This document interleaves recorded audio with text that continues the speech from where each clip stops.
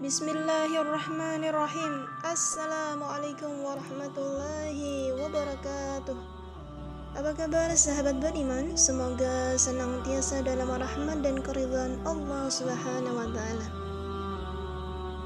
Maryam binti Imran dialah satu-satunya wanita yang namanya menjadi salah satu surah di dalam Al-Quran, yaitu surah Maryam.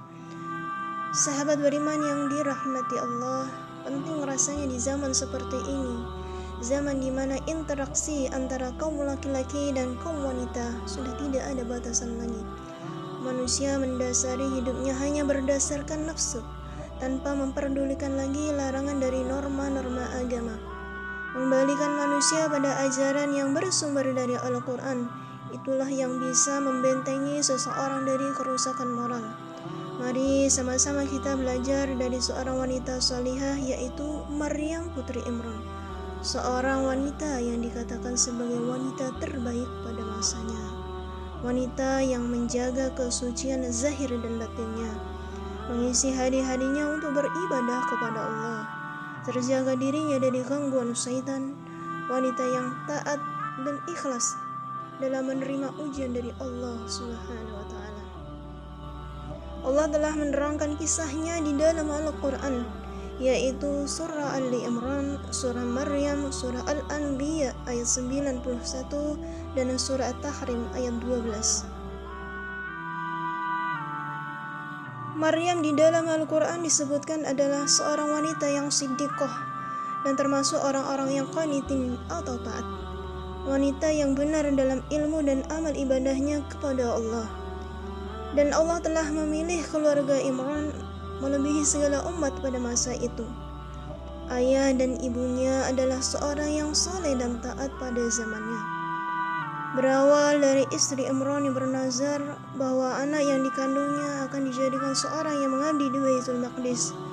Maka setelah tahu bahwa bayi yang dilahirkannya adalah wanita, dan Allah lebih mengetahui hal tersebut, Allah menerimanya dengan penerimaan yang baik dan menyerahkan pengasuhannya kepada pamannya, yaitu Nabi Zakaria. Karena Imran, ayahnya Maryam, meninggal ketika Maryam masih dalam kandungan. Nabi Zakaria setiap kali masuk ke dalam mihrabnya Maryam, ia mendapati makanan dan buah-buahan yang tidak ada pada musimnya. Sehingga beliau bertanya kepada Maryam, "Wahai Maryam, dari mana makanan ini engkau peroleh?" Maka dengan penuh kejujuran Maryam menjawab, "Makanan itu berasal dari Allah. Sesungguhnya Allah memberi rezeki kepada siapa yang Dia kehendaki tanpa hisab." Dan ceritakanlah tentang kisah Maryam di dalam Al-Quran ketika ia mengasingkan diri dari keluarganya ke suatu tempat di sebelah timur Baitul Maqdis. Lalu Jibril mendatanginya dalam bentuk manusia yang sempurna. Maryam seorang wanita yang sangat menjaga dirinya dari kaum laki-laki. Ia meminta perlindungan dari Ar-Rahman, dari gangguan laki-laki yang ingin berbuat tidak baik kepadanya. Laki-laki itu mengaku sebagai utusan Allah dan menyampaikan bahwa Allah akan menganugerahkan kepadanya seorang anak laki-laki. "Bagaimana mungkin aku akan memiliki seorang anak, sedang tidak ada satu orang laki-laki pun yang menyentuhku, sedang aku bukan seorang pezina."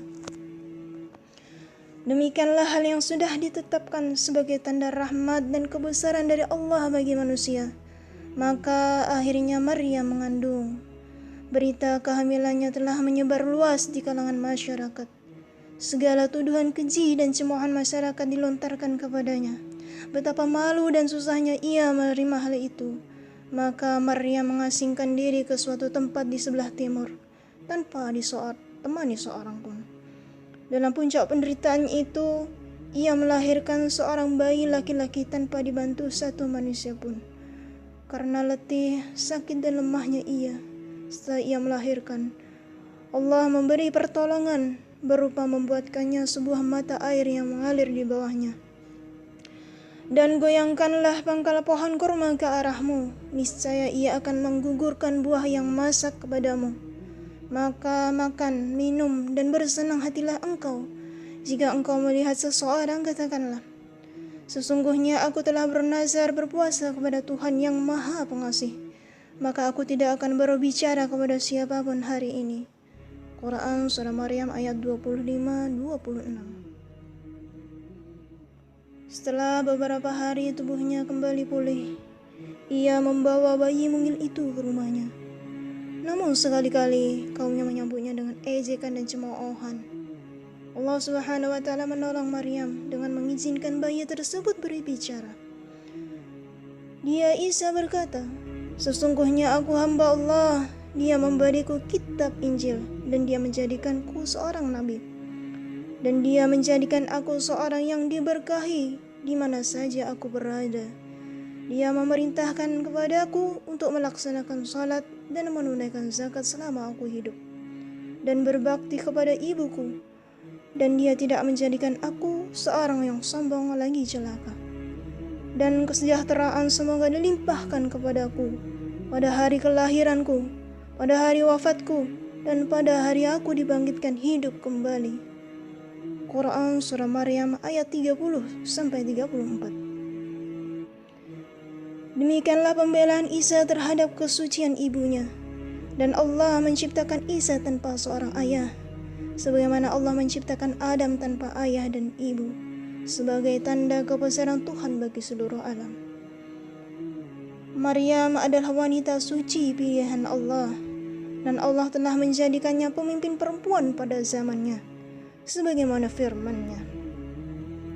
Dan ingatlah ketika para malaikat berkata, "Wahai Maryam, sesungguhnya Allah telah memilihmu, menyucikanmu, melebihkanmu di atas segala perempuan di seluruh alam pada masa itu." Quran Surah Ali Imran ayat 42. Kejujuran, kesucian, dan ketaatannya kepada Allah menghantarkannya kepada kedudukan yang paling baik di sisi Rabb-Nya, sehingga disahihkan dalam sabda Rasulullah sallallahu alaihi wasallam, 4 wanita terbaik di surga mereka adalah wanita Khadijah binti Khuwailid, Fatimah binti Muhammad, Maryam binti Imran, dan Asiyah binti Muzahim. Demikianlah kisah Maryam sebagai simbol kesucian, kelurusan dalam beribadah kepada Allah. Semoga bisa menjadi contoh dan inspirasi bagi muslim lainnya. Mohon maaf atas kesalahan. Wallahu a'lam bishawab. Wassalamualaikum warahmatullahi wabarakatuh.